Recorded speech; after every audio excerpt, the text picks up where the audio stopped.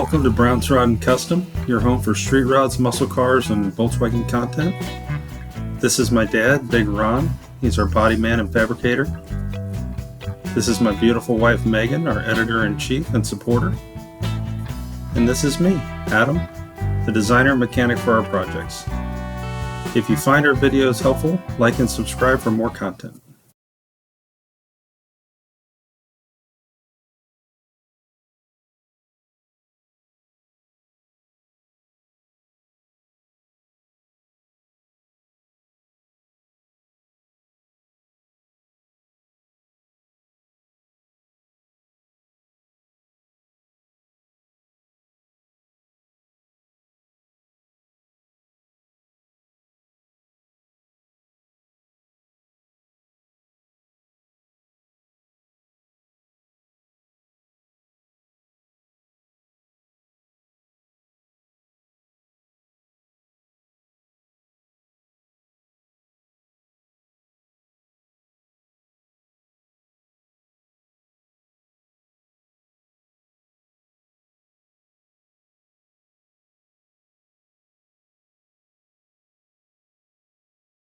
Good evening, everybody. Welcome back to Brown's Rod and Custom.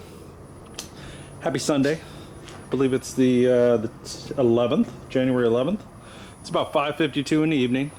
And as you guys can see, there's an engine and transmission sitting inside the Apache. As promised, but it's not exactly as far as we wanted to get. But we'll go over that in a second. We had some highs and lows today. Started with lows and ended with highs when it came to everything in general.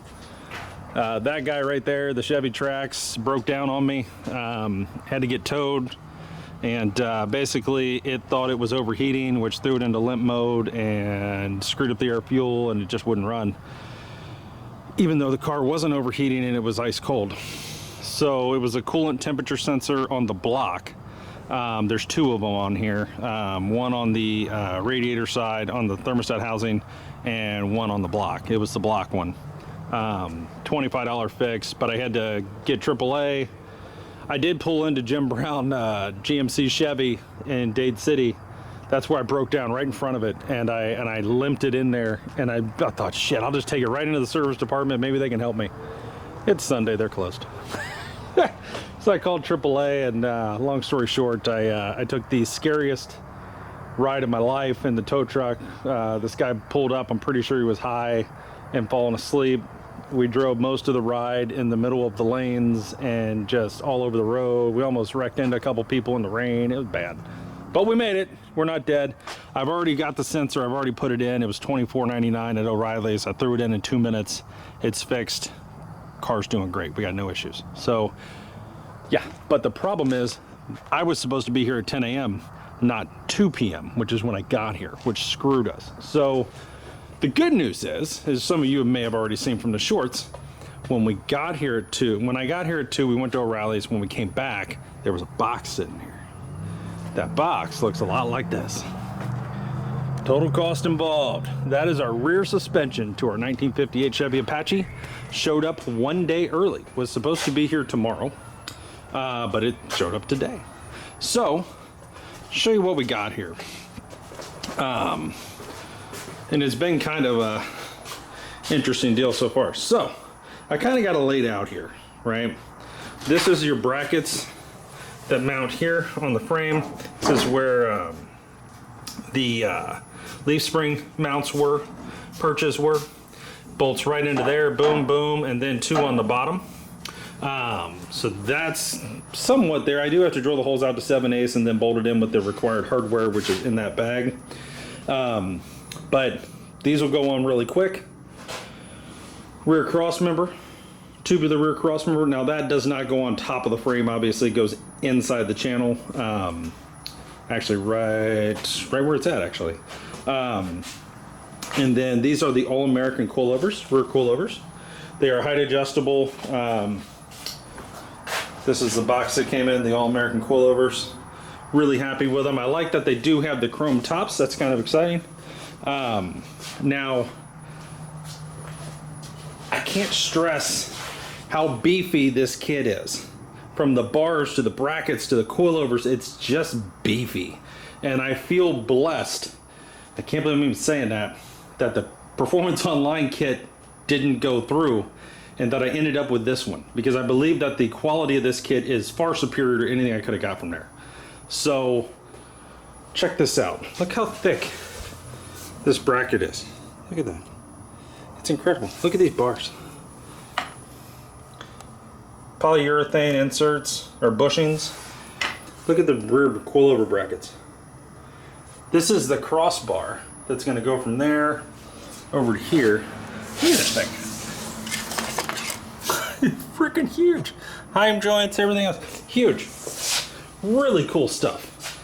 And it's all made for this truck.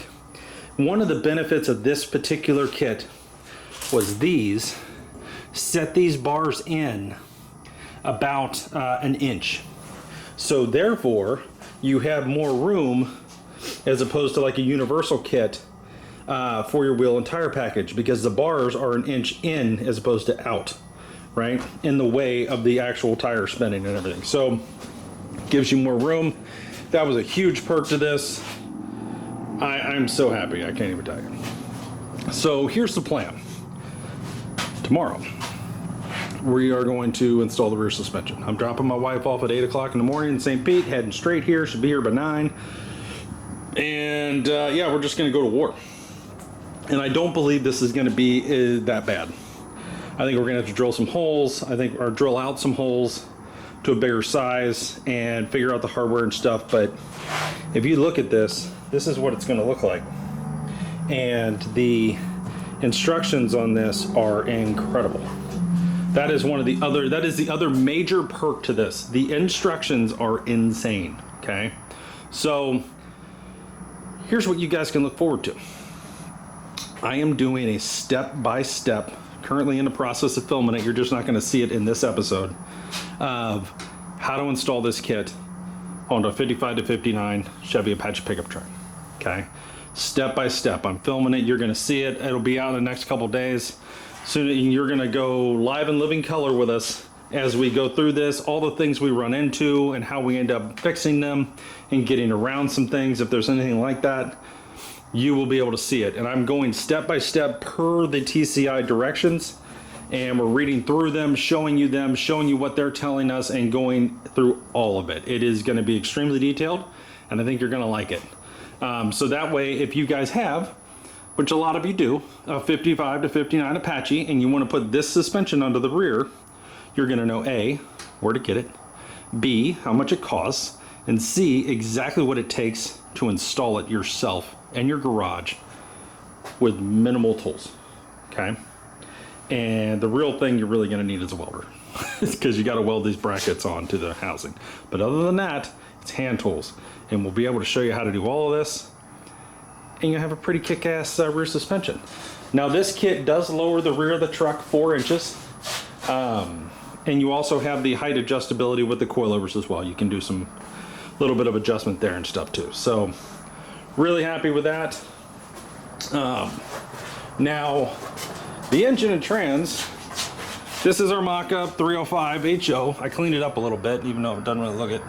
And that is our Turbo 400 that is rebuilt and ready to go. So that's the transmission that is going in this truck.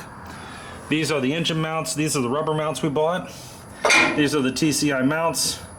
We just have a random bolt holding them in right now, but at least it was long enough and halfway the side, right size. But we do not want to install this yet. It's physically in there. We know it fits, so on and so forth. And you can fully expect for this motor and trans to come in and out of here multiple times.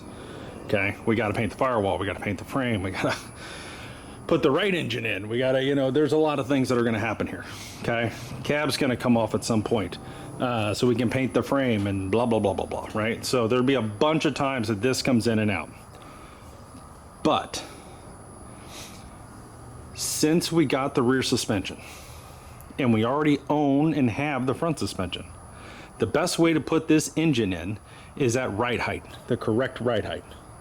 And the best way to do that is to have it sitting on all 4 paws and the way it's going to be. So what we're doing is tomorrow we're going to put the rear suspension in. If that goes well and we have time, we'll start bolting the front suspension back in it. And then we'll figure out the coil springs, because we have the weight of the motor and everything in there. So it should help us in trying to get the coil springs in. And we probably will have to rent a spring compressor and everything else and do what we can to get it done. But the idea here is to have this truck rolling. Those wheels are going on the front. Tomorrow, the next day. And then to get this absolutely where it's going, get our pinion angle set, get everything right, everything dialed where it needs to be, where the motor's dead center via, you know, measuring tape, and we are exactly the same on each side, and so on and so forth. Have room for everything, everything clears, and then weld in the motor mounts. Put the we're going to put the core support in here, so we know how much room we have this way from the front of the motor to where the radiator is going to be, and we have plenty. And also another thing that we need to pay attention to, and that you guys should pay attention to if you're doing this, is these mounts are going to go basically here, right? Just like that. Now, by doing that, right here is your steering rack, and there's a rod that comes across here for your steering. We need to make sure that that clears, right? Really good way to do that is have the steering rack bolted onto here and make sure it clears, right? So those kind of things are going to be happening over the next 2 days. So we'll bring all of this to you. I will go in detail on everything that we're doing and how we did it and so on and so forth, and you guys will be able to see all that. So stay tuned for all this. Please like and subscribe. If you guys want to support us, check out our long videos, check out our playlists. We got playlists on the 44 two-door sedan, the Apache build, the Volkswagen thing, the frame swap on Big Red, the 65 Chevelle SS under the cover. There's just stuff all over, okay? So check it out. There's like 1,900 videos. And you know, like 11% of you guys are subscribed to the channel. That means 89% of you that watch us and watch us almost every day aren't subscribed. Hit that button for us.